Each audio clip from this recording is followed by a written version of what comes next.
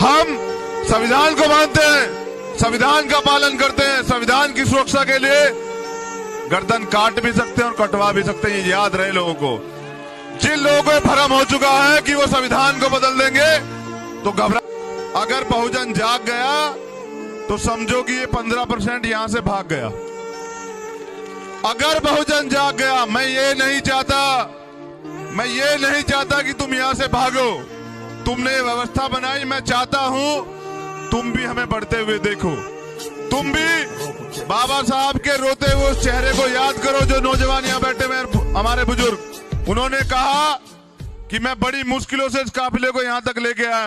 हर घर में बाबा साहब और साहब का आशीर्वाद पढ़ा के पैदा करो, बहुत अच्छी शिक्षा दो, उसे खिलाओ पिलाओ, बुराइयों से बच के अपने गुरु घरों में, अपने आश्रमों में, अपने महापुरुषों की संगत में आओ, वहां से अच्छी बातें, अच्छी चीजें ग्रहण करो और उन जाके अपने परिवार में उनका प्रचार प्रसार करो। बड़ी अजीब प्रकृति में मैं इसे बदलना चाहता हूं और मैं इसलिए बदलना चाहता हूं कि लोग मेरी उम्र से मेरी तजुर्बे की तुलना ना करें। कुछ लोग कहते हैं कि नहीं अभी उम्र तुम्हारी कम है, तो हम ये बता दें साहब, देश के लिए शहीद होने वाले भगत सिंह 23 साल के थे, हम उससे 12-15 साल बड़े हैं। देश के लिए जान देने वाले करतार सिंह सराभा 19 साल के थे, हम उनसे भी आज उम्र में बहुत बड़े हैं। और अब ये भी बता दें कि जिस बच्चे के माँ बाप नहीं होते ना, वो भी हम भड़केंगे उन पे जो गलत नीयत रखते हैं हमारी बहनों की तरफ। हम भड़केंगे उन पे जो हमारे भाइयों का, हमारे बुजुर्गों का अपमान करते हैं। उनके लिए तो हम वाकई में ही रावण है, ये बात याद रहे सब लोगों को। उनके लिए हम वाकई में ही रावण हैं और राम हम बनना नहीं चाहते। हम रावण तो रावण ही सही, उनके लिए वाकई में ही रावण है कि उनको याद रहे कि जब कुछ लोग ये बताते हैं उन्होंने बाबा साहब को भी गाली दी,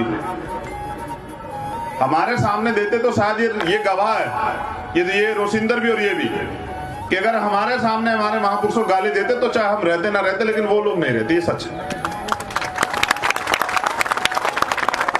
ये ताली बजाने का विषय नहीं है। मैंने कहा मुझे सुने बस।